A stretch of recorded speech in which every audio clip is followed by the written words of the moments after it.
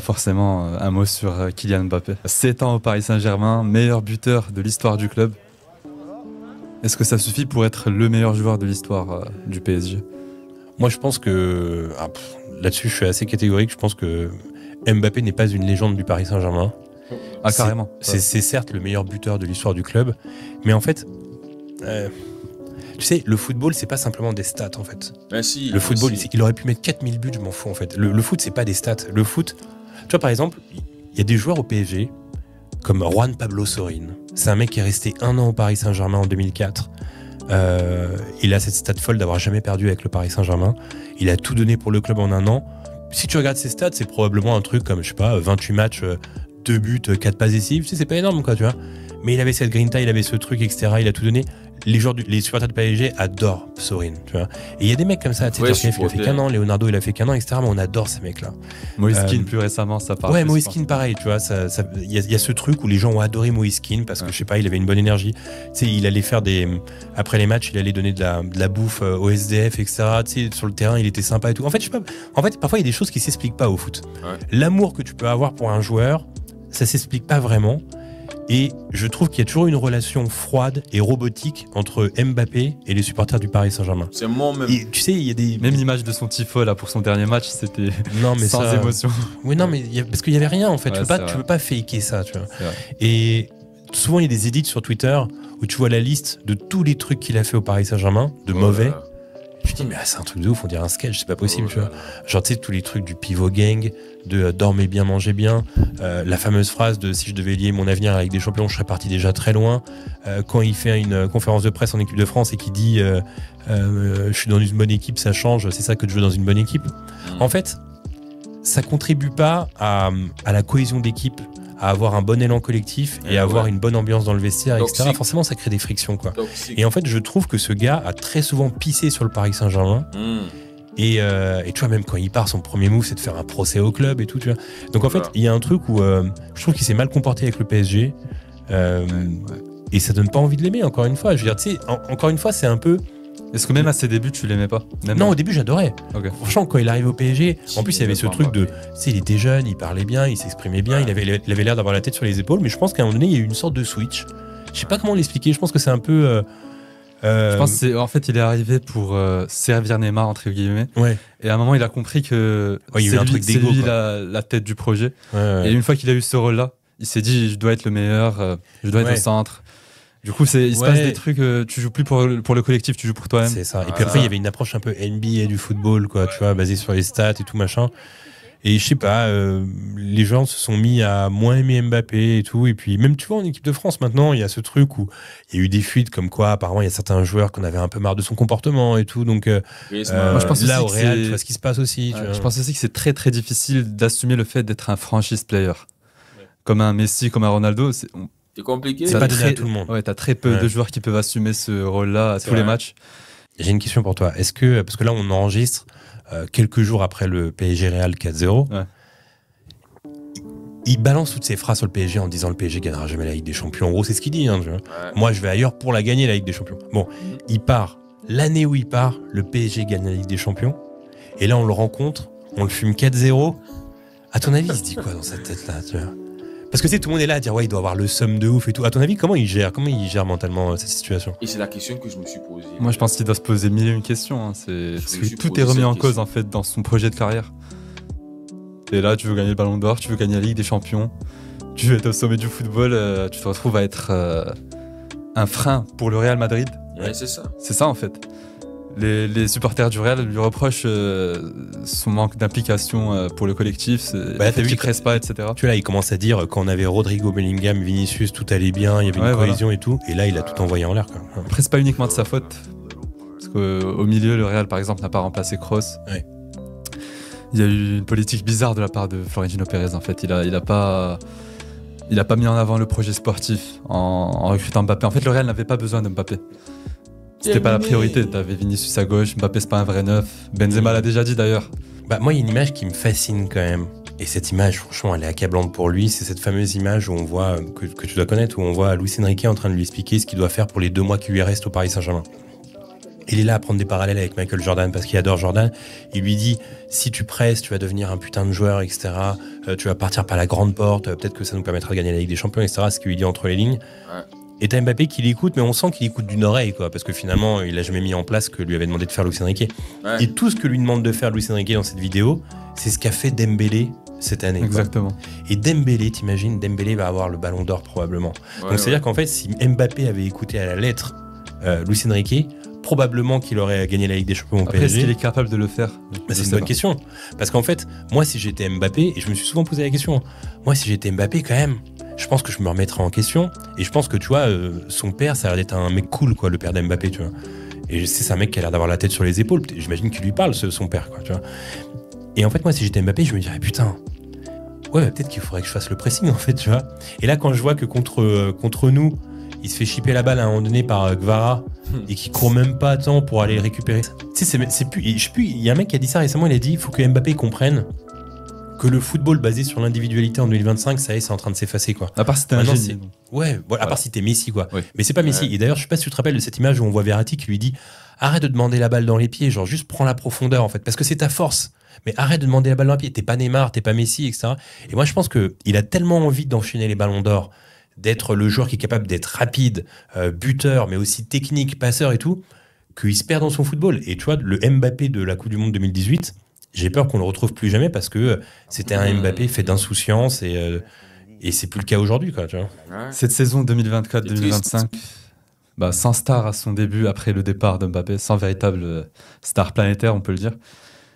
Les gars, ça, c'est d'un vrai supporter parisien.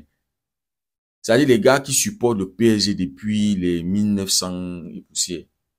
C'est pas les supporters qui sont arrivés là, il y a de cela 2, 3 ans, 5 ans. Ça vient d'un vrai supporter parisien. C'est-à-dire quand nous on va parler, les gens vont dire non, tu détestes Mbappé, vous avez la détestation, machin. Non les gars, quand tu bascules du côté sombre, du côté individualiste, tu ne penses qu'à toi, tu ne penses qu'à tes rêves, tu veux réaliser tes rêves. C'est compliqué pour un collectif. Et dans la vidéo, ils nous ont rappelé les phrases de Mbappé qui perturbent un vestiaire. Bien manger, bien dormir, on se rappelle. Quand c'est lui qui marquait par-ci, par-là, les Parisiens, il adulait, on faisait, ouais, ton secret, c'est bien manger, bien dormir, machin. On se rappelle, les gars. À cette période-là, il y avait Messi, il y avait Neymar, il y avait... Et voilà, un supporter parisien, il nous fait comprendre que la relation entre lui et le Paris Saint-Germain est devenue robotique. Moi, je dis que c'est mort, les gars. C'est-à-dire, il n'y a même pas que de robotique, c'est mort. Mbappé, est-ce qu'il peut aujourd'hui se lever, aller au Parc des Princes?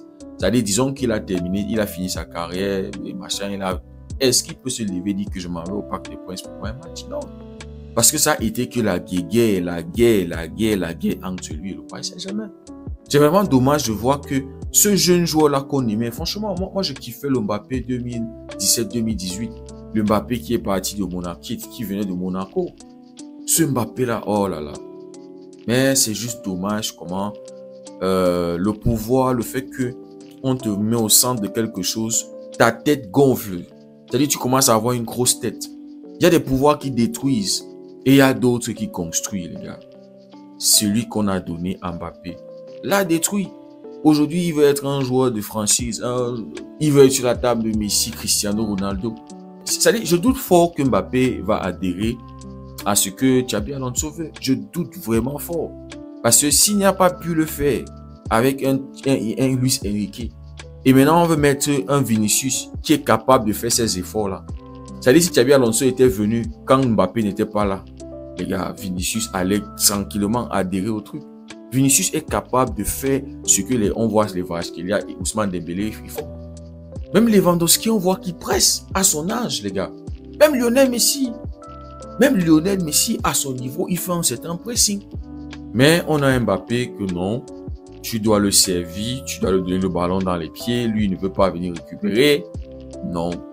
Donc les gars, vous avez suivi les thèmes que ce supporter parisien a dit. C'est-à-dire, on n'a même pas besoin d'ajouter quelque chose, tout est dit. Quand un joueur bascule du côté sombre, surtout dans un sport où c'est collectif, comme des gens ont souvent dit, Mbappé devait aller faire le tennis.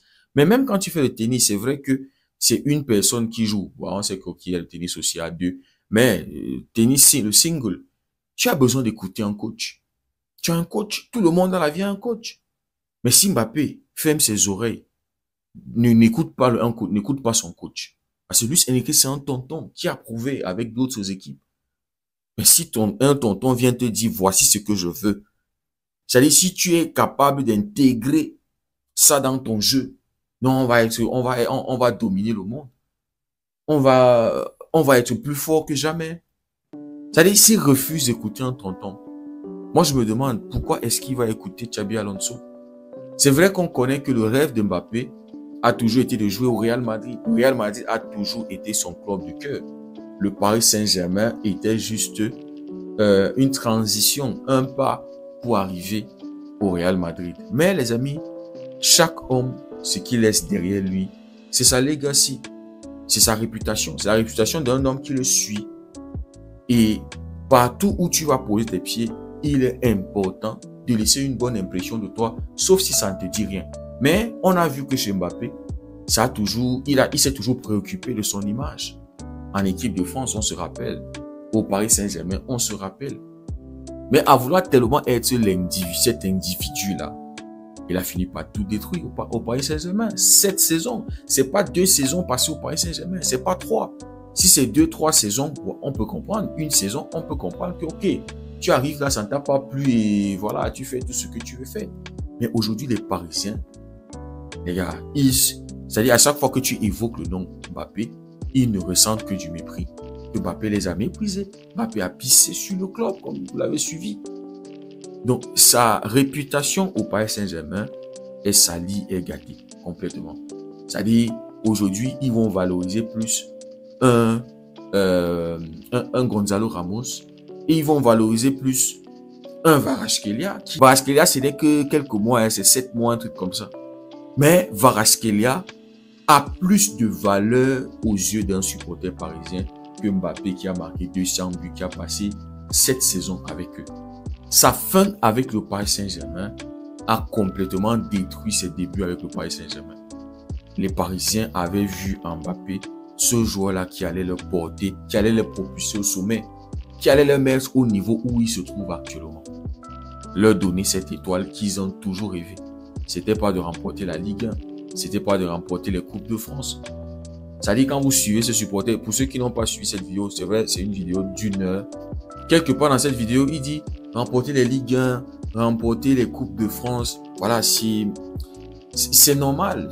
Pour eux, c'est pas un truc de ouf. Voilà, oui, ils l'ont pris, ok. Mais c'est qu'ils ont toujours voulu, c'était la Champions League. Et voilà, Mbappé, il est parti sans l'objectif pour lequel on lui a signé. On lui a donné tous les millions qu'on lui a donnés. Bref, les gars, Mbappé a basculé du côté obscur. Et ça se répercute au Real Madrid, ça se voit. Comment le collectif est perturbé. Même si les informations qui sortent de Madrid, c'est que non, Mbappé, il fait pas sa star, il fait pas ceci, il fait ça, il fait tout pour... Le mec est toxique pour un vestiaire. Le mec est toxique pour un collectif. C'est ça.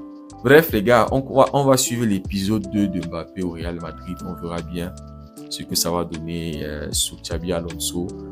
Voilà, très impatient, très hâte de voir les amis. Dites-moi ce que vous en pensez en commentaire. Si le contenu vous a plu, n'hésitez pas à liker, à partager. Pour ceux qui découvrent la communauté, n'hésitez surtout pas à vous abonner. Merci beaucoup d'avoir suivi la vidéo. On se dit à très bientôt. Prenez tout soin de vous. Que Dieu vous bénisse.